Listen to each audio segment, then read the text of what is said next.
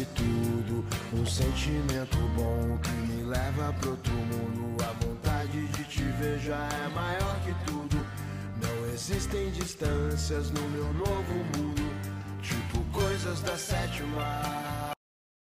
Okay, there we go. Yeah, Brian Pangilinan, got some American Bullies. We're at Sabre Jiu-Jitsu right now. Open mat. It's a Sunday. Was it January 21st? Yes, sir. And this is episode, I think, 63, something like that. So Bryant just competed a Fight to Win. He's a longtime competitor, former world champion from the Show Your Roll brand. So this is it's my second time in this building and my first time in this academy. It's a really nice place, man. Thank you, man. Thanks for having me. Thank you so much for coming. Really appreciate you guys being here. Oh, man. Plus bringing the dogs. Yeah, absolutely. Yeah, I've been trolling your Instagram for a while, and we were both on the seminar for the officer from Bay Jiu-Jitsu, was Yes. it? A few months ago, and I started following you on Instagram, and I saw you had an American Bully, and I'm like, man, I've been looking at those for a while. And I talked to the breeder that you got yours from, and they're fresh out of dogs, fresh out of pups and stuff. Yeah. And then I wound up meeting one in El Viso, and he was smart. I went and saw him, and I couldn't pull the trigger. I was indecisive. I'm like, man, I don't know. I remember. I don't know what to do. I don't know what to do. And then he's like, well, just take the dog home for a day and see how that goes. And man, it's like the best sales tactic ever. Oh, yeah. Like, I'm using that. I'm like, no, just take the car home. Right. It's a car sales move. Right. And he got me. So, Well, she's right here. I can see why he got you. oh yeah, like she's just chilling in the gym, no leash. She hasn't left this general table area. I know, right? Great dog, man. Yeah. Great find. They're an awesome breed. Yep. So how long have you had yours now? You have a couple, right? I have three bully breeds. One American Bully. He's my newest. His name's Kobe. He's almost 10 months now. Got him from one of the top bully breeders around, the Unified Crew. And I also have a little exotic bully. She's my little butthead. She's a personality. She's quite the personality. She thinks she's alpha over the two because I have and she's 4 years old. And then I have an English bulldog. He's my old man. He's 9 now. Cool. And so I've had him since he was a pup. And so my nice little pack, 9 months, 4 years old, and 9 years. So, but I love them, and it's just they're the best breed of dogs. I just love them. Oh, for sure. Yeah, I had an American Pit for 10 years, 10 years, and then she passed away a few years ago. And she had like very similar color pattern to Bailey's, except she was black and white instead of the blue and white. Right. And yeah, she got like a mass or a tumor in her spleen. Oh, It was wow. a crazy thing. Yeah. I had her since she was like 5 or 6 weeks, and after she passed, I was just I was a you're wreck. torn. Oh yeah. Dude, it took me years to actually be like, no. And I was looking at pits again, but then I'm in, right dense Bay Area. There's so many people around, and I work a lot, and I do spend a lot of time with the dog, but like, I feel like American Pits are like more of a working breed. Like you really got to You got to work get him. him You got to out. get him out. You got to. Yeah, I had one too for several years, and if I didn't get him out, you could tell they just get all pent up and get so much anxiety and energy, and all of a sudden they're like, you come home, the house is destroyed. yeah. I had a boxer that had real bad anxiety, separation anxiety. You'd leave him. If you left him indoors, he would just shred the blinds trying to get out through the door. Yeah. And like just scratch the hell out of the door. Yeah. And if you left him in the backyard, there was no fence too tall. He would scale. Wow. If it was an apartment complex, like a condo complex once, he scaled, I think, 5 fences to get out and just sort of run around the front door and try That's to the get in. beauty of having these guys. They're not so athletic. They're not jumping over fences. Yeah, like they can be. They get it when she'll be on the bed just like chilling most of the day.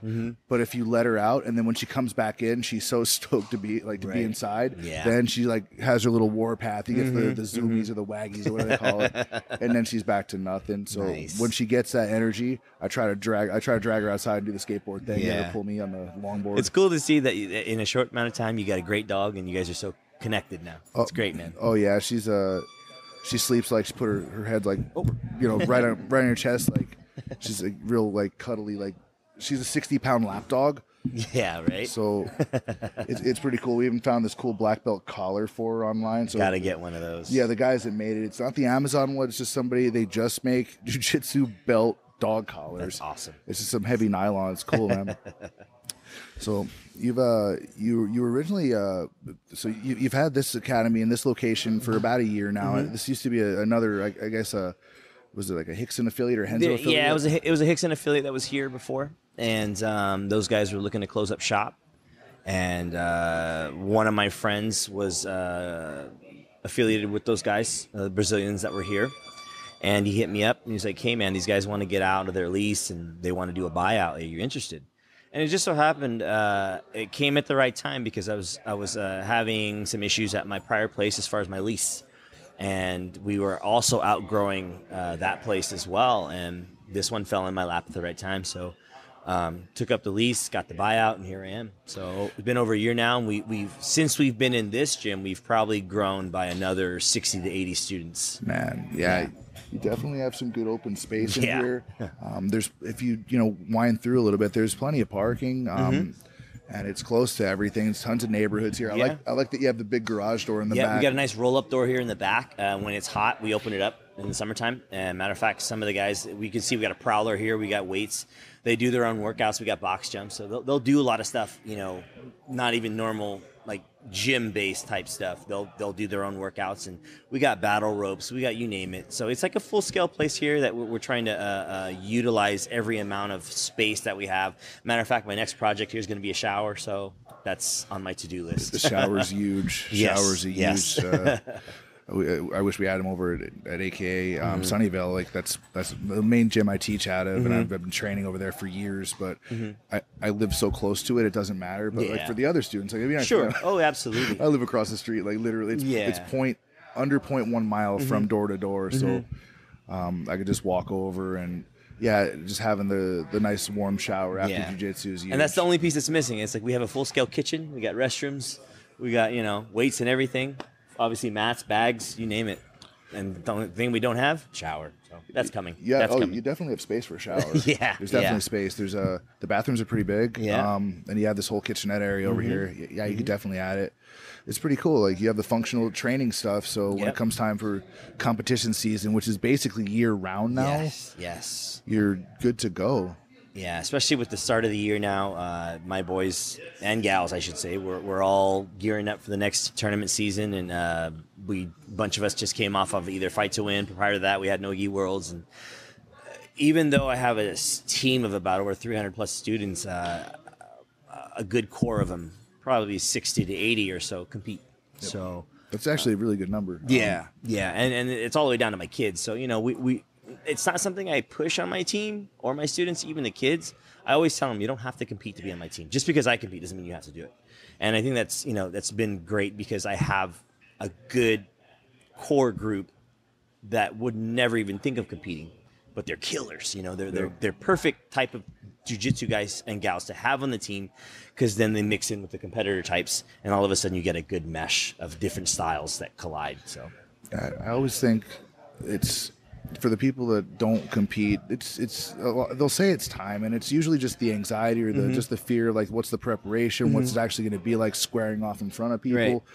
And I don't push students to compete, but ones that I see with potential that are actually training consistently, improving, it's a good opportunity to actually have that hero's tale, that hero's journey of there's something that scares you, you approach it, you hit it head on, whenever it happens, but like you come out the other side, like knowing how you handle that pressure and handle that confrontation. Like one of my blue belts, he just had a kid, just got, was married, just had a kid, and he's legitimately nervous about competing. He's very clear about it. He doesn't hide that. I don't know, it's for me.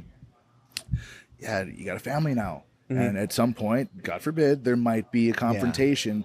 Wouldn't you like to know how you handle that pressure face when someone's in your close real proximity? Life situation? Yes. Yeah, and win or lose. I mean, we all lose matches. Right. It doesn't matter that much. It sucks for a minute, but you lose a couple, then that next win and those big wins, like they feel so good. And just I feel like if I don't at least encourage it, I'm like depriving them the opportunity to have that growth, to have that. But what's cool too is like, man, I have some students on the team that came to me at, you know, ground zero, like white belt. First thing out their mouth, coach, I never want to compete. Okay, that's fine. A couple years into it, they're world champs. Oh man. So, but then on the far extreme, I got, again, those guys and girls that don't compete. And a lot of them are my law enforcement people. And my team, I probably have like close to 80 cops in my team. Oh wow, yeah. And none of them, maybe a handful, compete, but they all do it for the job. And that's something I truly appreciate. I used to be a police officer myself. Yep. So I'm like big on, you know, helping out the law enforcement community and making sure my folks that are out there risking their lives and whatnot are safe. It's really good to see more police in jiu-jitsu. I have quite a few students from all over law enforcement, like just about every department from SF to San Jose. Sure. And it's good to see that they are getting that training, the ground training, just being able to spar on a regular basis. And if you have to worry about getting hurt in competition, not being able to perform your job, you run the risk of getting hurt just training anyway. Absolutely. Just as you getting older, stuff's going to pop and click and whatever. So I always tell people, man, I hurt myself doing normal day-to-day life stuff than on jiu-jitsu. Oh, totally. I reached down and grabbed something in the cabin. Oh, my back. That's me now. My MCL on the left side, I had a partial tear, and that was training. That was the One World Open mat was like so packed. It was one of like the cold days, so the door stayed closed. Right. So there was a nice little puddle of sweat. So I was like going for a takedown, and my knee went this way. I went that way, and there's a little bit more on me up top to make the weight kind of do the wrong thing to my knee. So I've been doing PT. Everything's going good. Yeah. So I'm starting to do like this straight up and down stuff at the, going with 24-hour fatness. Yeah. And I'm like, I bet I can deadlift. Yeah, because you're pushing back on your heels. It should be fine. Right. But like I know to tell my students, don't train hurt because your body's going to compensate, and you're usually going to hurt the other side somehow. Yeah. Pinch my sciatic nerve on the lower back on the opposite side, and I'm like, I can't even tie my shoes now. Yeah. So I'm wearing the boosts, so I don't have to tie them. I just step into them like slippers. Dude, 2015, I went and did the Rome Open, gi and no gi, and it was day 2 in no gi, and my first match, or it was a second, something like that. It was the semis, and dude shot in on an inside single, and I felt it. Like my LCL popped. Oh, behind your knee, huh? Yeah, and I took it. I took his back, held on for the win, but went into the finals like hobbling. It's like, oh man, dang it, It's basically frozen at that point. Yeah, and so the guy kind of saw it, so he got the takedown, and I just stood there and stayed in guard, and I couldn't do anything really. I held on, got silvered. I was like, well, at least I fought on. But just like you said, you just kind of keep going. Yeah. Forward another week later, I did the Vegas Open. Dude shot in on the other side, popped that LCL, and I took his back and held on for that win. But it was just kind of like, man, like normally I've been a weightlifter all my life and just, lifting heavy, and like, oh man, I haven't squatted heavy since then.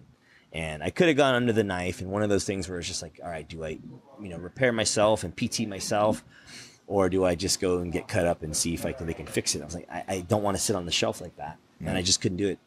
I've torn muscles before. I never went under the knife. Here I am with 2 pop LCLs. I'm like, you know what?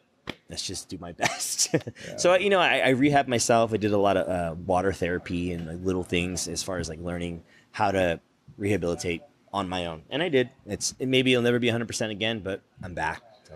That's the biggest thing. Yeah. I saw. So Christina Barlan's the other person I know that she had the LCL injury that she was trying to get repair from the last year's Asia Open. Yep. So she healed up. Everything was good.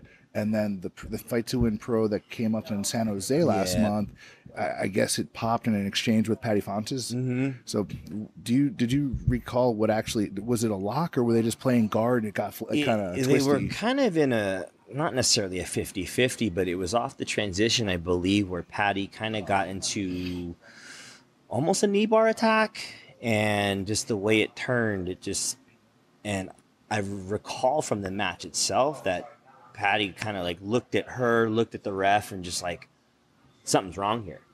And I think Christina just motions like, no, just keep fighting. And then went worse, and then Patty's just like hands off, and that was it. So. Well, I mean, Christina is like pretty well known as like a prolific like break dancer, right? Yeah. So her one of her names back in the day, she was Flexible Chick when she was a breaker. Right. So seeing her doing stuff like that, other people are like, I ain't gonna be able to move the way she does, obviously, but. Yeah, if you already have the MCL, I don't know. Was it the LCL again for her? I think it was the MCL. From what I know, she just had surgery. Yeah, I saw it on her Instagram. Like 2 days ago, right? Yeah, she just had surgery. But yeah, man, it's just unfortunate because I remember when she was trying to come back from that first injury and she rehabbed herself. And it's just like anything. You either have to give it time and then test it out, which she did.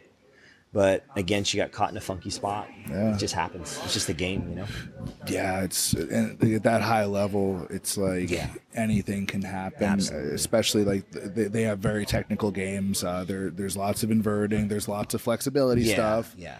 Females move different completely, and when they get in certain spots, whereas you and I'd be like, "Oh no," like they'd be like, "Oh, keep going, we're good." Nah, not me. Like I know my limits, and there's just certain areas that I just don't go. And even in training, I might, exercise a certain move and try it. Might not be my thing, but if I feel something that's not right, I'm not going to go there, Yeah, so I usually sort of put protecting myself first. Mm-hmm. So even if I have to play more conservatively, like if I have to worry about something, whenever leg drags got really popular and people started doing that leg drag pass went from De La Riva and lots of knees were getting popped. Oh, and, guys are like, dude, you feel that kind of pressure, you got to let go. You just got, don't be too stubborn to not give up a position. It's like, come on, dude. Especially if you're just training, just like let it go. Let it go. I haven't seen as many injuries in competition lately, though, which is good. Yeah. Just going out. But, yeah, it happens. My goal right now is to be able to compete at American Cup.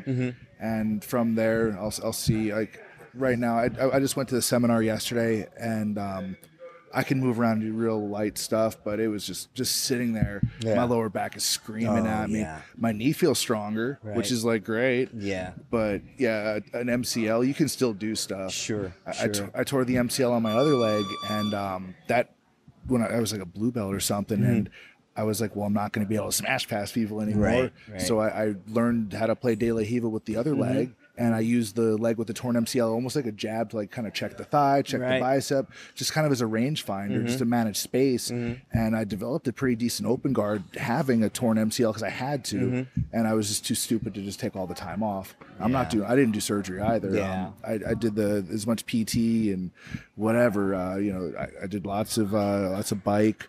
I get on the elliptical. I just try to make sure the muscles around it don't atrophy. Right. When I was a blue belt, from white to blue, I played a lot of butterfly. And that was just kind of like, it was real popular guard on my team at the time, and everybody was doing it a lot, especially no-gi, and people were doing butterfly guard. Oh, yeah. And I got into a fight on patrol, and I tore my pec. And it was one of those things where I was like, you know what? I don't want to go under the knife. And I probably only took a couple weeks off from training jiu-jitsu. But it taught me a lot because when I was playing butterfly, I noticed a lot my arms were getting here, which is out in front. And people would yank on your arms and elbows and shoulders and whatnot. I was like, man, I can't let this side of my body get pulled. Because it was still tender. It was all still coiled. I could still feel it. God, this was like 2005. And I started to play half, and I would fall onto my right side because it would hide that arm and shoulder and pec just to protect it. And that's how my half guard developed. Oh, so, so it's like you take something like an injury or whatever it might be, or hindrance in your body physically and turn it into a positive. And so I went from being a sit-up guard player, butterfly, to now I love half. And, and it all stems from an injury. So. Yeah, I was always the guy, like, for the top of half guard, I would do my best to kind of shut it down. I'd kind of, sit in posture and kind of trap the guy's calf or their leg basically between my hamstring and my calf and just kind of sit there. And I went to 10th Planet HQ last year, and he was just showing he's like, okay, this isn't really a sweep, but it's how he sets one up. And Eddie would basically sit up into the guy that was like kind of like camping or whatever. Mm-hmm. He just kind of shrug the guy's shoulders just enough. Mm-hmm. He's like, you don't have to move them a lot, just enough to get their weight off of that calf. Right. And he was having us drill this thing where he would snap the guy into lockdown from that position, in like a nanosecond. Oh yeah. He's like, just to get their weight off that leg a little bit, and he was under him so fast, and it was pretty cool just seeing okay, this is how people deal with that. This is how people, in situations where it'll kind of carry on for a long time. And I would do that. That would be if I was tired, I'm there and I'm just being heavy on both of their hips together. I'm like trying to back out and pass, but yeah, he showed me that, and I'm like, all right, well. That's funny because, man, I remember, God, way back in the day, blue belt days, I'd be training at Jake Shields' old place back in Berkeley when he had his academy. And Denny, Eddie's first black belt. Oh, Prokopis, yeah. Yeah, he would always train over there. And when my half guard started to develop, I noticed I was getting flattened out a lot. And guys were passing. I was like, man, I need to do something to stop this. And I learned lockdown from Denny. Oh, nice. And it was, it was in those early days where everybody was, making fun of 10 Planet. Thought they were just a bunch of weirdos with funny names on their stuff. I'm like, man, I latched onto that lockdown and it became part of my game. And even to this day, I love doing the electric chair. So it's like something that goes so far back based off of an injury and into a problem, into a guard piece that turned into a positive. So again, it's like everything that evolved from my injury. Oh, I learned half guard. Oh, I learned how to lock down. Now I learned how to electric chair. Cool. What else can I do? So what was the scuffle? What was like the nature of it where you actually tore your pec out in the field? Oh, man, it was, I remember, sorry. It was a cold winter morning, probably about 2-3 in the morning. I was sitting in my patrol car and it was, really warm in the car. And, you sit there stationary for a while, your blood's not moving and you're staying warm. And God, it must have been like maybe 30 degrees outside. And I worked on the west end of Contra Costa, by the water. So it was really cold then. And I got a call for a belligerent male that was banging on the windows of a convalescent home, drunk guy, frequent flyer. It's like, all right, go down there. I knew who he was. Like, here we go. And the guy lunged at me and swung for me. And I just kind of sidestepped and kind of clotheslined him. So it was me reaching back and going forward, and all of a sudden I felt the pop right in my shoulder and pec area. I was like, oh, that's not right. Took the guy down, hooked him up, took him to jail and the whole nine. But then the very next day, that night I knew something wasn't right. And I told my sergeant, I was like, sorry, something's wrong. He's like, well, just rest. I'll see you tomorrow. I was like, okay. And I knew right away, that was definitely a pec tear, at least a minor one. And the next morning, it was purple and blue with the whole swelling, and you can see the fluid start to settle. My bicep was swollen. I was like, oh my God, no. So I went back to work anyway the next day, and I finished my shift, and I told I was like, Sarge, I got to go get this checked out. So, and they told me, I got X-rays and the whole thing, and they were just like, this is what's wrong. Thankfully, it was more of the shoulder. Well, like right where it ties in. Wasn't complete pec, but more, it was a little bit of both. But enough to where I had to take some time off the patrol and go do PT and rehab, and because I'd done weight training and resistance training my whole life. When I was in PT, they'd give me my workout and I'd be like, this is it. This is nothing. Come on, man. I needed a real challenge, And then I just, again, did my own research. And that's why I'm a big believer in learn about your body, do a lot of things for yourself, whether it be nutrition, exercise, whatever, or your anatomy, learn about it, because then you can start to fix yourself. It's like, you learn how to change the oil in your car. You go do it yourself. You can do so much, obviously to an extent, but I learned how to rehab myself a little bit better than my PT and rehab office did. So, oh well.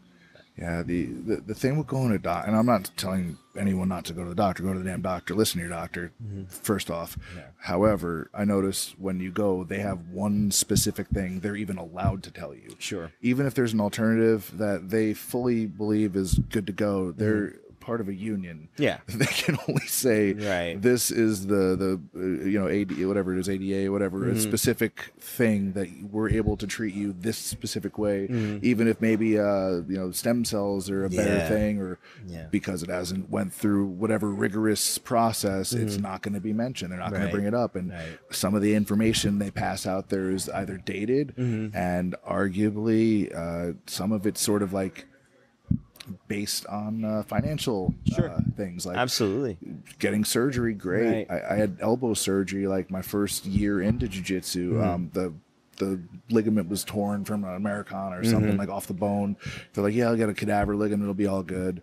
And I went and did the surgery, woke up, and I was in this recovery room, and there had to be another dozen people or so in there too. And I was like, Jesus Christ, it's a business. Right. And I didn't really critically think about it beforehand or get a second opinion or anything. I just listened to the doctor and I thought about it. I'm like, well, did I really need it? Was I in that much pain? Right. Like, what was I really lacking? I mean, it was like, and I still can't straighten my arm, so I'm really not sure what the hell.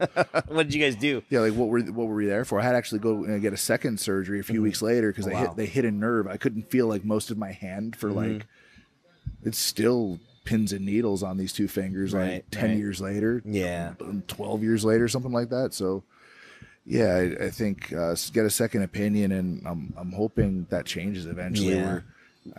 It's funny, man, between my doctor, my dentist, and even my deep tissue therapist, and even my chiropractor, they're like, what we do, obviously it's different than the day-to-day person. So our pain threshold goes way up. So you'll sit there and you'll take all this punishment day in, day out, the years of either grabbing gi or just getting cranked on or just everything, going through chokes, all these movements that we're doing.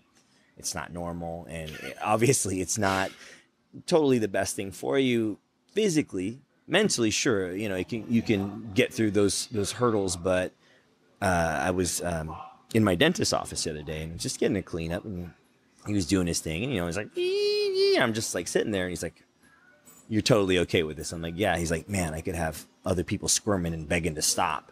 And I'm like, just sitting there with my mouth open and getting drilled on. It's like, whatever, Same thing with my doctor. He's actually one of my purple belts here. He's like, how you function, I don't know, but because you've been doing this so long, you're used to it.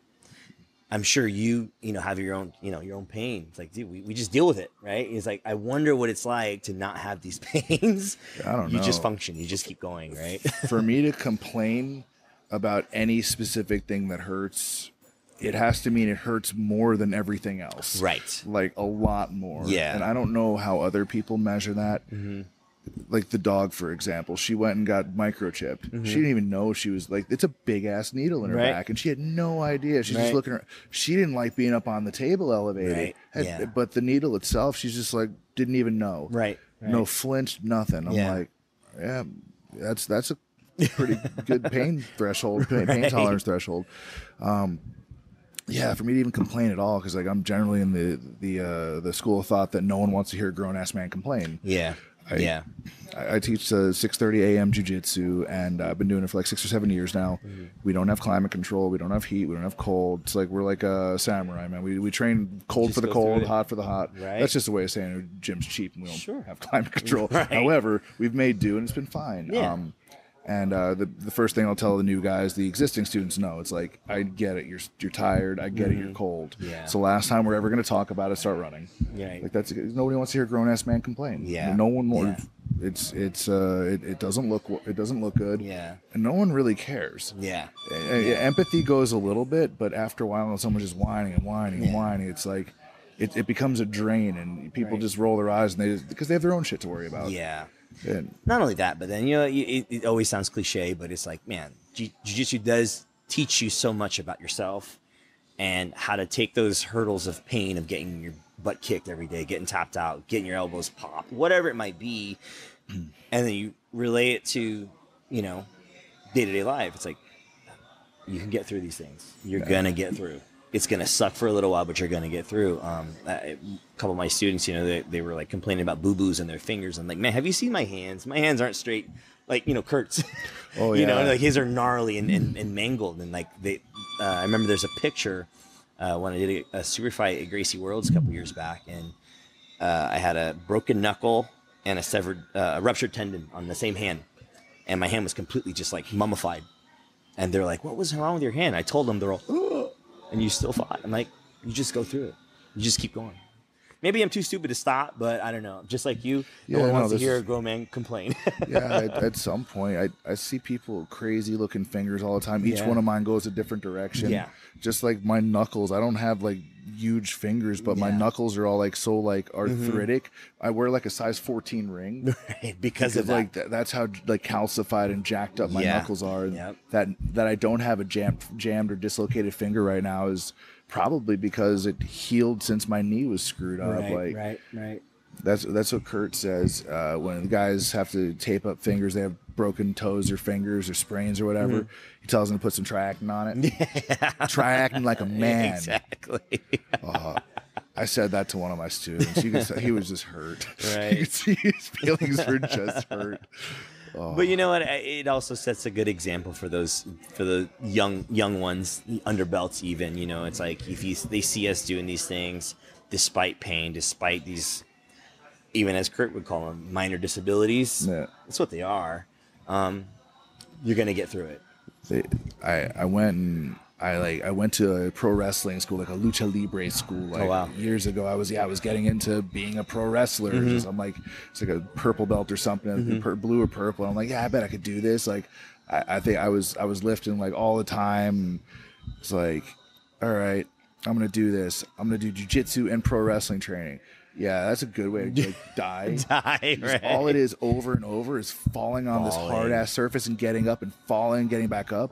And like I would have thought the ring would be softer. It's just a boxing ring. There's no spring. Yeah, it's just metal with wood and a little canvas on top. And the mats.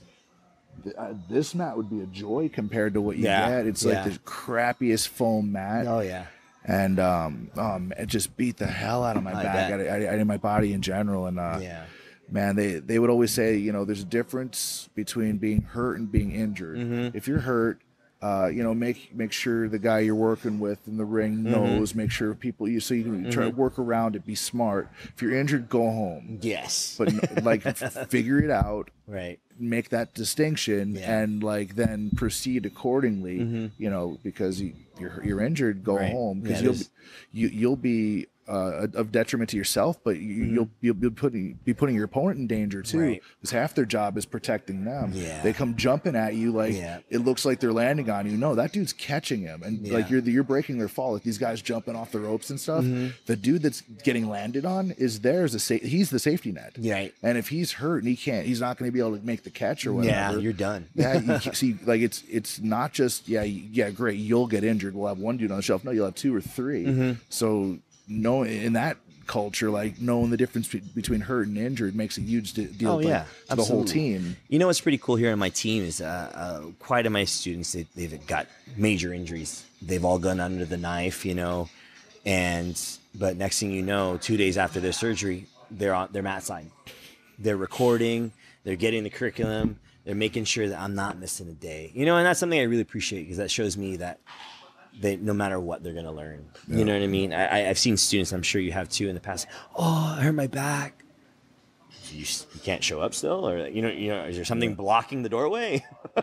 You know, and they'll find those excuses to not get in the gym, even if they have the ability to learn. So those that do show up, man, that's a testament to themselves. So I got invited to go take a small seminar from Leo Vieira, and I'm all banged up, but I'm like, no, I'll jump on the elliptical for 40 minutes and get some sauna, get everything nice and warm, foam roll, do some stretches and stuff, and I'll at least be good enough to put the darn gi on and do some of the moves. Sure, I'm not going to be doing full rolling with anybody there. Yeah, but I'll be able to get out there and actually do something. Just not only that, but just to learn from that guy, man. Yeah, that's I'm not awesome. missing that. I saw that picture. I was like, oh. Yeah, he's so cool, man. Yeah. He's that whole team over there. Chris was one of my instructors actually way back in the day when I was a white belt still. He had just got his purple. So he was actually when Bobby Southworth left, aka Sunnyvale. We actually got Chris for a little while. And then we eventually turned into One World. We got Mike Prudencio from, now Newark, but Union City at the time, where he would split his time between both academies. So yeah, Chris, he was basically under Dave Camarillo for years, and then he went over to Checkmat, which was Leandro, Leo Vieira, all those guys, and yeah, they'll. I'm like one of the only people they actually invite over, and it's not them like trying to recruit. It's just like we've been friends for years. Yeah, that's respect. You know what I mean? That's really cool. You know what's funny is like Chris and I actually fought. Oh really? Was it 2012 or 2013 American Cup? We were both newer black belts, and we fought in the absolute. I beat him by choke, but it was a war. It was a battle. We had a good time, but ever since then, man, we've been good friends. Awesome. And that's what's cool. You can sit there and be adversaries on the mat, but then next thing you know, you guys are buddies. He just had a match with Yamaso, Marcus Torregrosa a few months ago, and Marcus won the match. Marcus is just, he's not human. That guy's he's one of my close friends, man. That guy's such amazing. A tear. Oh yeah, him and like Elliot Kelly up there, they're just cleaning up, just monsters. Marcus is just especially like the one thing about him, man. Like every one of his students I've ever met, they love that dude. Oh yeah, like. Yeah, not just the ones that compete, just like in general. He's just a good human being all the way around. He and I have been friends, close friends now for probably a good 5 years now. Nice. I've had him for 2 seminars, and my team absolutely just embraces him like his family, and he has that spirit about him. And you're around him just for 5 minutes, you're like, wow, you're the real deal. You know what I mean? He's a good dude. Just a good dude, family man. I'm good friends with his wife, and it's funny because. We were just joking about this at Fight to Win. They just had a baby, and they give me thanks for it because when Marcos came out and did a seminar here at my academy, I put them up in a hotel. Oh, cool! And they're like, that's when the baby was made. See, there you go. I'm like, you're welcome. They planted the seed early. Now it's you got to do babysitting. Uncle Brian now. I know, right? You're gonna be the hey, our babysitter. She can't come through. I know, right? They'll call me up. Hey, I have no problem. I love kids. I love babies. Just one more for the pack. You got the 3 bullies. Right. Exactly. Same similar thing. Probably. I don't have kids. I don't know how it works. Well, it's not too far off. I got a 16-year-old boy, so having a kid and having a dog. Oh man, I don't know who's more expensive. I had Bailey here with me visiting my mom, and she lives right outside of Las Vegas, and just having okay, I got to make sure wherever we go, it's like dog friendly. Got to make sure because I was basically mobile because I was bouncing between Vegas and Pahrump, where like the town she's in, and I'm like, man, this is like what it's kind of like to be a parent. Like, I'm like the whole time I'm like, well, I can't really go to the gym. I can't leave her in the car like that. You can't bring her in the gym. But then I found a groomer, and I got her like the full spa service, the full spa day. Like I don't even know. It couldn't have been cheap. Yeah. And she's like, yeah, we'll have her for like 2 or 3 hours. I'm like, cool. Perfect. It's your babysitter. Came back. She had a pink bandana. I don't know. It smelled all nice. That's awesome. That lasted all of like 3 or 4 days because she just likes rolling in the dirt. Right. It's like it's all desert behind my mother's house. She like runs around like back and forth, all excited. Yeah. Kicks up all this. It was like a big cloud around her, like a pig pen. Pig pen. Yeah, Charlie Brown. She's great, man. She's great. Yeah, coolest dogs, man. Like whoever fought to sort of make that breed. They're awesome. A lot of personality. Learn really fast. Real chill too. Yeah, it's easy. Sort of good to go. She's got her black belt collar on. She's ready for battle. And by battle, I mean sleep. Exactly. Sleep, eat. Yeah. She's really good at both. We got her on raw diet. Like I never knew about that for dogs. I always heard like, oh, the raw chicken or whatever will give the dogs worms or whatever. Yeah, I heard about it years back when I first got my first bulldog. And they're like, oh, give her raw. I was like, and then I, read stories about it. I'm like, oh, dogs are, having bad diarrhea and whatnot. I was like, I don't even want to deal with that. Yeah. So I stuck with a good kibble. I'll give my dogs cuts of meat once in a while, but for the most part, I'll keep it like their kibble.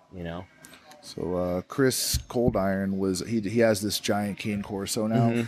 It's 20 weeks old and it's already like 70 pounds or something. It's supposed to get up to like 130. Yeah. They're monsters. They're big old Italian Mastiffs, right? Yeah.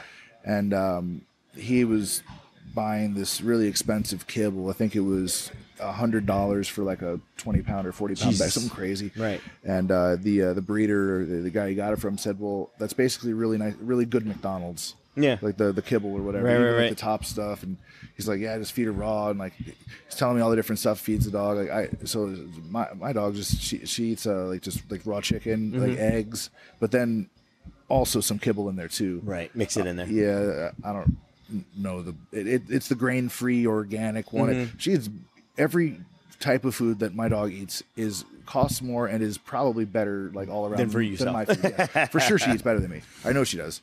Well, it's funny because my dogs, I give them 2 different types of kibble. One more of a grain-free-ish type, and then one made by Royal Canine. It's like specifically for bulldogs. Okay. So if it's for bully breeds, I was like, oh, this is good for hips, joints, and all their usual little boo-boos that they have. And they take supplements just like I do. They have 2 kinds of liquid formula that I mix in. Okay. They get one for the morning and one for the evening. So it's just like, you guys are so spoiled. It's crazy. Yeah. There's dog supplements, man. There was some the Unified guys. I think they advertise one sometimes, like some liquid gold or something. Yep, that's the one I used. Okay. You gotta get it, man. That's the one I found. I found that one, and I found there's something called Bully Max. I used to give that to my dogs. They didn't take to it that well. The price is it always been so expensive? Yeah, it was. Yeah. There's a $200 bag. Yeah, it's 40 pounds. Yes. $200. But you know what? It's like I don't mind it spending the money on these guys. If it gives them a better quality of life, then why not? That's why you buy the better dog food. It's just like giving yourself the good fuel. We're gonna eat the better food. We're gonna move around a little bit better. Yeah. And my English bulldog, he's a 80-pound turd ball. Oh wow. So he looks like a little caterpillar. But it's like, you know what? He's a happy dog and he's a good dog. So it's like, you know what? I'll keep him that way. I like him the way he is. Right on, man. So do you guys have open mat here every Sunday? Yeah, every Sunday we have open mat. And matter of fact, one of my purple belts, she's trying to start up a hot hula. Yeah. And, it's cool. On my team, we have such a huge range of people with awesome, amazing personal skills, and whatever it might be. And she's asked me a little while back, she's like, Coach, do you mind if I maybe start up like a hot hula thing? I was like, dude, the mat is yours. But we always get a good collective of people, kind of like at One World. This morning at Open Mat, there's probably at least 5 teams on the mat. A bunch of them are my students, but students from outside that I've known, they were either my student before, or they just know that, man, I'm all about no politics. I don't do any of that. I don't care what your patch says. Come in here, have fun. We train. And I get students every week that come in here and train with me from other teams, even black belts. So it's cool. I like to keep my door open that way. And it's not like it used to be, or at least how when I came up back in the day. You don't cross train, you don't do the, you know what I mean? Like all that. It's like, come on, we don't own these people. And I look at it as like, why would I tell my friends not to go hang out with other friends? Like that's just, I'm not into that cattiness, Yeah, it's a lot different than it used to be. So, some schools are still pretty, set that this is exactly where you're going, and don't go outside of the affiliation or whatever, or the academy if it's only one gym. Right. There's less of it now, but it's still around. Especially when come competition time or competition season, like closer to Pans and Worlds. People don't want their secret sauce getting out there. Right. I mean, I get it. Like what I've. The concepts that I've heard, they're trying to protect their students. Sure. Some gyms don't even allow drop-ins. Yeah. Yeah. So it's how they want to run their business. But at the same time, if those moves that your techniques, whatever your submissions, sweeps, whatever you're trying to show that you don't want other people to see until the first of all, everything's been done. Everything's been done. And even the new stuff is old stuff that renamed that they don't use much anymore. Right. Right. Or someone throws like a catch wrestling tweak to a move that's already a move. Yeah. And the other thing is, if they're going to use it in competition that year, we'll know it next year anyway. Absolutely. If that technique was truly successful, everyone's going to be watching those videos because there's who's the one guy that breaks down jiu-jitsu the matches and techniques almost like a professor type thing. They go through every a match almost like color commentary, but they break it down it's all scientifically. Right, I know what you're talking about. The jiu-jitsu something. I know what you're talking about. I couldn't watch much of it, but I saw once. I get bored with some of them. Yeah, so much stuff. It's funny because just like you said, it's all been done. There's just new ways to tweak things. There's new ways to set stuff up. There's new grips maybe, or a tweak to a grip. And I don't know. I just see it as better know your fundamentals right away. You better know all your basics right away, and then build from that. And that's one thing I instill in my students. Like, you better make sure that these are all there. Your ability to defend yourself, number one. And, I love old school stuff. I still do it. I love new school stuff. I'm all about teaching my students, because my thing is this, especially for my students that compete. If they got hit with something and they didn't know what it was, that's my fault. Yeah. My fault for not introducing it to them, or at least showing it to them. So like, hey, this is what's out there. So that's part of the reason why, like, these last 5-6 years, I've competed so much as black belt, to know what's out there and to, provide it to my team. Like, hey, this is what the guys are doing. This is what we're going to learn, blah, blah, blah. But, it is, if you stick set to, oh, this is the only way, or that doesn't exist. Like, anytime I hear those things, I'm like, it does. It's out there. People are doing it. They're taking moves from every kind of facet of grappling and applying it, and they're using it, and whatever it might be, it's working for a lot of people. And why not learn every part of it? So, that's why here at my school we do gi, no gi, wrestling, and judo. So I want to make sure my students are versed and prepared, at all levels. So no matter what, nothing ever starts strictly from our knees or from our butts. You better learn stand up. You better learn how to take a throw. You better learn how to take a fall from getting double leg. Everything. And the other one that always cracked me up over the years is hearing this, whenever students came to me and they're like, hey, let's go train some no-gi. I don't know no-gi. What? That doesn't make sense. That never made sense to me, and it made me laugh. And I did a private lesson with 2 of my kids this morning. And I even asked them, I'm like, you guys, if we took the gi off, do we still know jiu-jitsu? They're like, absolutely. Like, without even flinching, they are like, yeah. So when I hear grown adults as high as purple or brown say, "Oh, I don't know no gi," like, what? So if I took this off, you wouldn't know what you're doing? You still have the same number of limbs. It's space distance management. Right. You just have to pay more attention to, the distance part of it, the angles and the stuff. The speed of things might increase.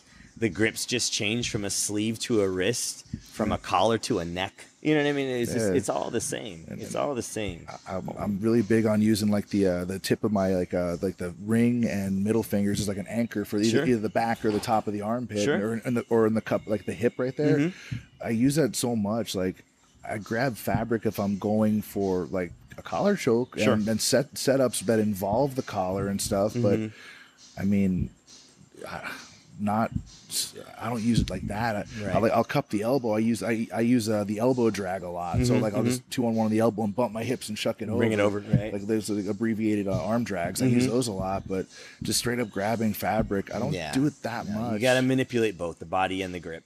So either way, if you sit here and say I don't know no gi, then there's something wrong with your jiu-jitsu.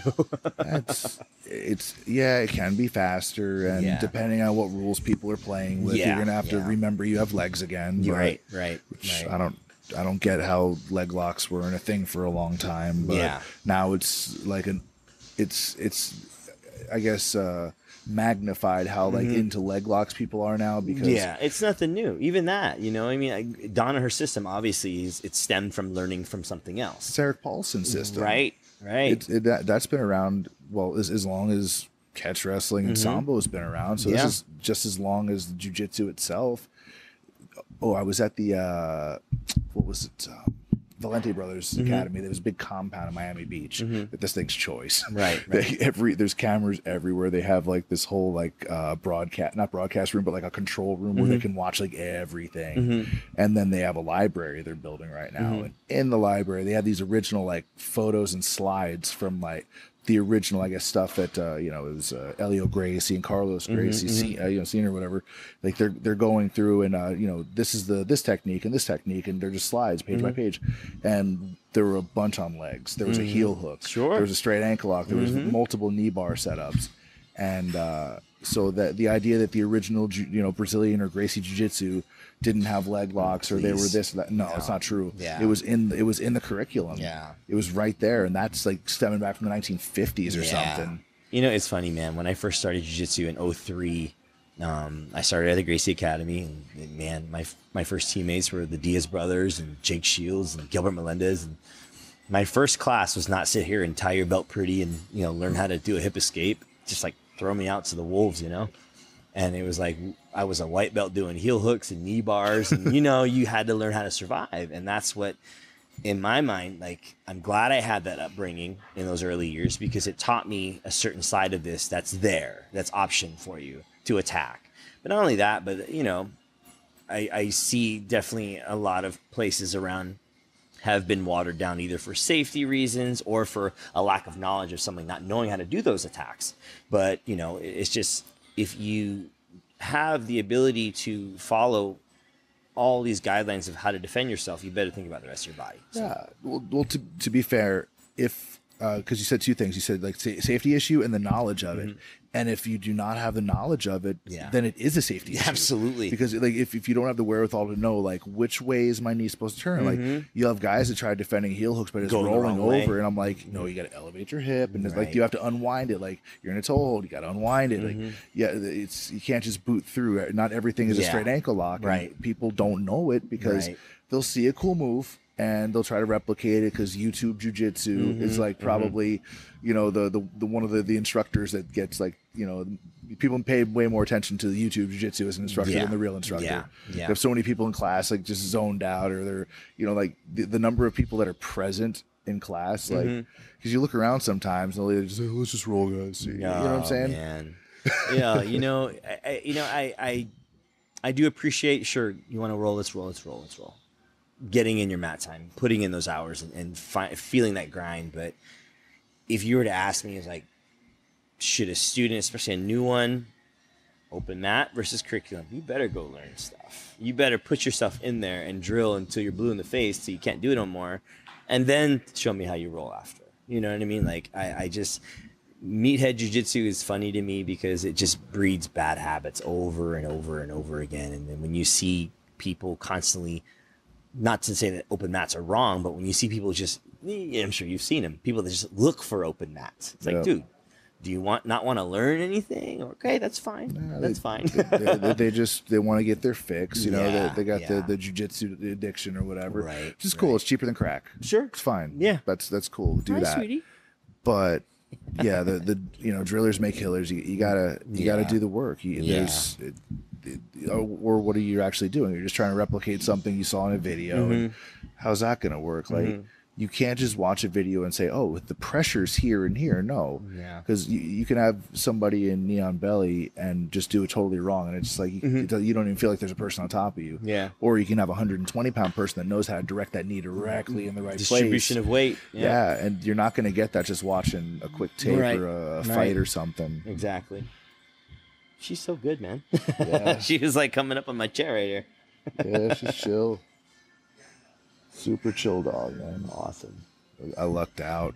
So what's next? Are you on the Oakland Fight to Win? I am not. Matter of fact, I got asked to fight on that card, but I will be in Germany. Cool. I got seminars out there. One of my purple belts, what's that? Oh, sorry. One of my purple belts, he's in the Air Force. And I actually went and I did a seminar for those guys out there 2 years ago. And he's bringing me out again. And it's the same weekend as a Fight to Win out in Oakland. So some of my guys are fighting on it, but unfortunately I'll be doing jiu-jitsu at 2 different places and looking for castles. So absolutely. Matter of fact, I was born in Germany, so it's kind of cool. Military family? Yeah. My dad was in the military, and I was born in Germany. And so, going back there again, it's going to be really, really fun. Really fun. Yeah. Yeah, my dad was Air Force. I was born in the States, but Germany would be cool. Germany would be very cool, man. It's changed a lot. Matter of fact, I lived there from 87 to 89. So I was like elementary, middle school. And it was still when the wall was up. So, Berlin was still, the whole thing. And then I didn't go back until 2 years ago. Wow. So, a whole lapse of time, the wall going down, things changing, Euros, all this stuff. It's like, wow. So when I got to Germany 2 years ago, I was like, whoa, this is really different than what I remember, So I'm just, again, it's an opportunity to reconnect again, not only with my student that's out there, but his team. Cool. I'm going to be 2 different Air Force bases, so it's going to be really cool to meet all these soldiers and, you know, meet that whole community of people that, man, they're starving for knowledge out there, and it's cool that I can connect with them. And I'm also part of the Mission 22 program. Oh, awesome. And, you know, I'm a big supporter of that. And, you know, if I can help those guys in any kind of way and let them know, like, hey, you're not alone, you know, when you get out of the service, you still got, look what you got jiu-jitsu. And my school also is part of the We Defy Foundation. Oh, nice. And we're one of 2 here in NorCal, I believe. And, you know, what it is basically if a disabled vet goes through the We Defy Foundation and applies for a jiu-jitsu application, they'll send them to me. So basically, certified through the VA and We Defy help to cover those costs for that student just to train. So it's kind of like a scholarship. It's very cool. So yeah, man, and you know, my dad being a vet, and we have a bunch of vets on my team. You know, we have the flag up in here, we have the banner up in here. You know, it's just like we're a big part in the community. Nice. And I always try and make sure that I teach my guys, like, hey, you know, it's more about this teaching chokes and stuff. You know, you give back to the community. We do stuff for cancer, AIDS, leukemia, autism, and I really try and make sure that we get involved community-wise, because that's what it's about. And if I can help people in and around me, just my community alone, why not? You know. So. Absolutely. Are you guys affiliated with any of the local police departments, or? I've done many classes, and we've actually held law enforcement classes here. I do private one-on-one lessons with many cops in the area that are, defensive tactics instructors for their own departments and whatnot. So there's no official affiliation between me and any kind of department, but I'm helping cops weekly, you know. Awesome. So it's one of my favorite things to do. Yeah, it's you know, with all like the media crap going on, it's good to see that there's more, I guess, opportunities for good training for some of the departments. Because not every place has the budget to go and actually have more advanced training for officers. Sad. Yeah. And it's needed, and not just for the image sake, just because it's a hard job. Right. Oh man. You know, it's crazy because I left law enforcement end of 2009, and the climate in society has changed even since then, like night and day. Yeah. All my friends that I was cops with then, they tell me now they're all bright. It's like it's way different now. It's crazier now. I'm like, God, I couldn't even imagine. Everybody's sitting there with a phone in hand. Everybody's sitting there, you know, questioning you and everything you do. And it's like, man. Oh, they all have their YouTube law degrees. Everybody's an expert, you know. It's like, it's terrible. But yeah, what are they? I saw one recently where the woman was pulled over for something but refused to show her ID and just mouthing off and just she prided herself in being like a law something or other, like a law. It was like not even like a fan of it, almost. Like, it was so stupid. She had like a whole social media account about her being like a wannabe law expert or something. And I'm sure every comment on there was just like, you go girl, you tell him. A lot were like, man, she deserved it, because she was having a whole tantrum. There was a number of officers trying to get her to show the ID, roll the window down, something. She had every chance in the world, and they wound up breaking her window and taking her and cuffing her. Just super defensive right from the get-go. Just wanted to mouth off, and I don't have to do this. I don't have to give you my ID. The only reason I have to give an ID is if I broke a law, and traffic infractions don't count as breaking a law. It's like, dude, stop. Jeez. And she's just mouthing off. And actually, this is one of the times where the majority of the comments were like, this lady deserved to get her window broken. Oh, yeah. It was stupid. all those videos are stupid. Everybody gets so mouthy and immediately postures and they're defensive. And it sucks, because what the civilian doesn't know is that the officer has to approach it as if there's a gun in play, because there is one. Yeah. Just because it's on your belt doesn't mean that couldn't change in a flash. If you have some crazy person, and you don't know how skilled someone is, don't know how fast somebody is or how crazy someone is. Right. You can't teach crazy. No, you cannot. So the idea that the officer is not like omnipotent and could be disarmed, and all of a sudden now there's a gun in play. So it's like they approach vehicles with caution, and they have certain guidelines they follow, because that's in the best interest of everyone's safety. The one carrying the weapon and the one without the weapon, the civilian and the officer. And people don't seem to want to empathize with that. No, they don't. It's just, obviously everybody's an expert on the outside. Everybody that sit there wants to criticize and tear the law enforcement, community down and call them killers or call them, out of line for doing their own job. For instance, that officer that was all over the social media for giving a citation to the street vendor over in Berkeley. I've known that guy for years, and he's a great guy. He was just doing his job, and wrong place, wrong time in regards to somebody sitting there filming them. And I'm sitting there watching him give a citation to this guy that didn't have a card to sell, basically food on the street. I'm like, what's wrong with that? I used to give citations out. I used to do the same exact thing that he did.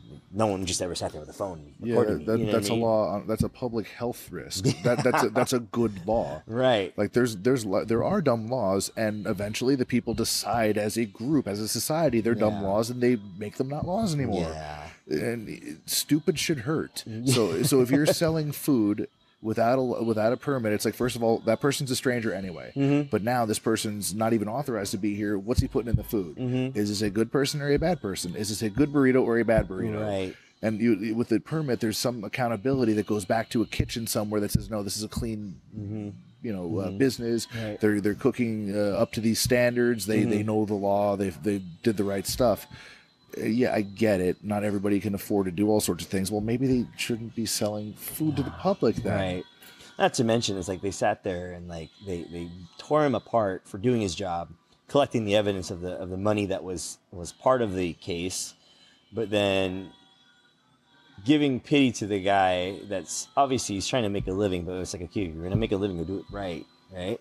And what is somebody that created a GoFundMe account for him and raised thousands just for the guy that was getting the citation? It's like, come on, dude. Wow. Oh, well. It's funny how many GoFundMe, man. It's funny how many GoFundMe and whatever the other one's called, Indiegogo and shit. How many of those are online for people that cancer, all kinds of stuff, and there's nothing. People aren't donating anything. But as soon as the people that are recreationally offended is the ones that not the Me Too movement thing, that's a different thing, but I mean just people in general like to pile on whatever goes viral on social media. They just want to pile on. Absolutely. Just recreationally offended sort of snowflake types. Oh, man. I'm pretty much down the middle with a lot of things politically. But I think we got soft at some point. I just see it as just be a good person and you'll be okay. Be nice, be polite, be assertive, be firm. Don't put up with anything that doesn't take you into something that's illegal. Like, Jesus Christ, common sense should tell you quite a bit. But if you're lacking it, I hate to say it, but man, something's wrong there. I think a big root of it is a lot of people play the blame game. Nobody wants to take responsibility. If there's people don't take responsibility for personal failure, and because of that, they never grow, and they wind up getting bitter instead. And then that bitterness will turn into, they'll start taking liberties with other people's stuff because they feel they deserve and they're owed things.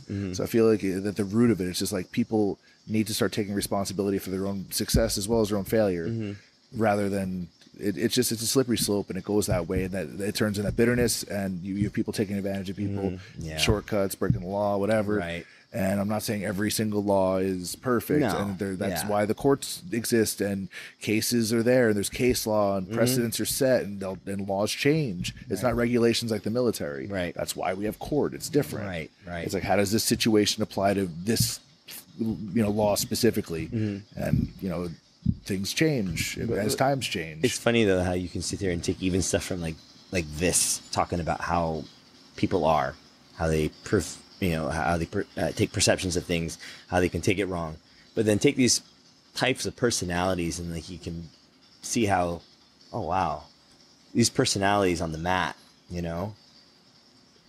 the haphazard type person, the lazy person, you know what I mean? You see it all. You see it all even on the mat, how these personalities can come to life in front of you as far as jiu-jitsu. It's I don't know, maybe I read into it too much, but I sometimes I watch my students you're the same way off the mat. Yeah. There's you got the real hard-headed type, the one that they do the same thing over and over, no matter what move they learn. They're like, no, this is the 3 things I do. Right. And then you have the one that no matter, what they learn fundamentally, it's like they'll do a worm guard, they'll do a berimbolo, but God forbid they try to hip escape. Like they can't get out of side control. They can't get out of side control of the mount to save their life. No. Oh, he's too big, he's too strong, blah, blah, blah. It's oh, man. We have some, much smaller people that I'll just bring them over as an example. Like, no, you're able to stay in side control like that because you're 220 pounds or something. I'm like, I learned the side controls that I go to most. I learned it from Leo Vieira, and that's not a big guy. He's a little larger now, but we all are. Yeah. But you know what I'm saying? Like when I learned it from him, he was in like fighting shape, and he was tons of pressure. You from were a small stuck guy. on that, and I drilled it with Josh Thompson when he was still around like 160, 155, and when he locked it, he did the same thing. I couldn't get up either. Yeah. And it's like you have to figure out how does the move work. It's like, oh, the elbow, this, but whatever. You got some guys that are, they just want to make excuses, and you could hear it coming out like, oh, the reason that this works for you is because you're bigger. Like, no, it's jiu-jitsu. Right. The reason this works for you is because it's jiu-jitsu. That's why, I think it's for everybody for the first couple months. Yeah. And then you start to weed them out. It's like, oh, now I know why you're gone. Yeah. It didn't work for you. Right. And those who stick around, you start to see it like, you're the type that it can actually handle these type of things. Physically, mentally, emotionally, whatever it might be, you're okay with it. But, it just takes a certain breed of person to come out and do what we do. And I don't know. I give everybody that open arm benefit of the doubt in the beginning. But when you start to see things break down, you're like, okay, maybe this isn't for you. Yeah, I've seen some kind of go that way, and it was like, no, I'm not gonna argue that. Yeah, you're probably right. Yeah, right. So, what originally got you into it? Before we wrap up, like, was it PD first and then jiu-jitsu, or jiu-jitsu first and then PD? No, it's funny, man. I wrestled my whole life as a kid, high school, and even into the college years. I was wrestling a lot of freestyle and whatnot. And then I had a stint in bodybuilding, matter of fact. Cool. I was a competitive bodybuilder for years, almost turned pro. The whole nine. I was a house. I was like 285, my biggest. Jesus Christ. Yeah, I was a big kid. And then I got out of that and just kind of got burned out. And it's falling again. It got to the point where I was like, I need my new outlet. I need to do something. So I got back into wrestling and was, matter of fact, competing and training Greco and freestyle quite a bit. 2003 was my last freestyle competition, and that was the same year I started jiu-jitsu. Nice. And so it became a new outlet, and all my teammates at the time, my best friend, we're still best friends now. It's like he was like, hey, yeah, come down to the Gracie Academy. They need some big wrestlers. I was like, okay, cool. I had no idea who any of those guys were. I was taking everybody down, but I was getting choked left and right. I was like, oh, what is this? I got to learn this. I obviously remembered it from the early days of like UFC and whatnot, but never paid much attention to it. Took a class, matter of fact, back in like 95, 96 when I was still living in Hawaii from Helsing Gracie. Oh, cool. But I just thought it was like sloppy wrestling in pajamas. I was like, this isn't, this is a fad or whatever. And, it wasn't until 2003 that I was like, you know what, this is what I want to do. And it kept me in it as far as like, I remember at an early phase, white belt, blue belt, I was like, I want to get my black belt one day. And that was my goal. And it wasn't even about winning worlds. It wasn't even about winning Pan Ams or anything. It was just, I want to better myself. And then I became a cop 2 years after, or like a year after, something like that. And so it became part of my job.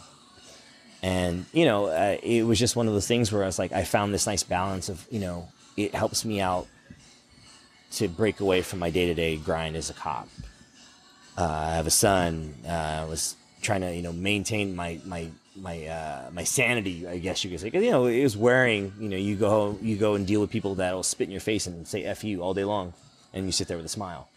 It's like, wow, I need an outlet. And so it became greater. And I really started to gravitate towards wanting to learn more. Speaking of that, man, we should there should be some kind of grant for like postal workers and maybe like DMV employees. Totally. You guys get free jiu-jitsu. Seriously, people shit all over. Oh man, man, it's terrible. Bad. It's bad. But I guess you could say I never thought I'd be where I'm at, doing all that I've done. I've competed all over the world, won Worlds, won Pan Ams, and all these things, and been invited to all these great things, part of all these causes and stuff. And it's like, I'm glad it's going in this direction as far as what I'm doing, because I think at my age now, I'm like, I've done it all as far as what I wanted to accomplish competition wise. But now seeing my guys get better, helping people out on a different level, just like they say, use your talents to help people. And that's what I'm trying to do. And I think that's what it's all about. Yeah, man, you're definitely a big benefit to the community over here. So man, thank you. Yeah, it's great. All the stuff with the law enforcement, with military, We Defy, Mission 22 are both amazing organizations. Yep. I think Chris does stuff with Mission 22 as well over at Luch. Yep. And sort of that's a really important cause for people that don't know Mission 22. The 22 comes from, there are 22 veteran suicides like every day in the United States. Yep. And so this is to raise awareness to this, and I guess to facilitate getting the veterans the help they need, whether it's mental health services, or there's other organization that was like Pets for Vets or something like that, or they service dogs for veterans and stuff like that. PTSD. So there's a lot of really great organizations. Yeah, there's another one actually, Mission Volant. I have a banner up. I got together with those guys not long ago, and those guys are taking disabled vets and putting them into not necessarily extreme sports, but those type of adventures. Cool. And using adventures with like a camaraderie and a team setting, as obviously they came from that. They're trying to reintroduce it back into their life and use it as therapy. But it's like whatever you can do to help people, man, whether it's vets, day-to-day, whatever it might be, use your talents. That's awesome, man. Well, we've been here a little bit. I'd like to give you some of your Sunday back. We ran a little bit late. Oh, good. We had doggy date, so it was cool. Yeah, our dogs had their first date. They were cool. It's cool. They're a lot of fun, man. Well, again, man, thank you for agreeing to do this. I appreciate the invite in here. Always welcome. Always welcome. Awesome renovations. Yeah. Very cool gym, man. And you guys are always welcome to come down anytime. I got to heal up and come roll with you guys. For sure. Any plugs? Sponsors you want to give shout outs? Show Your Roll always, Max Muscle Walnut Creek. Those are my people that have been behind me forever. And, my team is great, man. I love these guys and gals that, I can sit here and come here every day and just come here with a smile on my face just because of these people that are here. So that's it. Very cool. And mine, I got to shout out One World Jiu-Jitsu, aka Sunnyvale, and Want versus Need. Thanks, guys. Thank you. Episode 60 something in the can. Thanks, brother. Cool, man. Thank you so much. Appreciate it. Absolutely.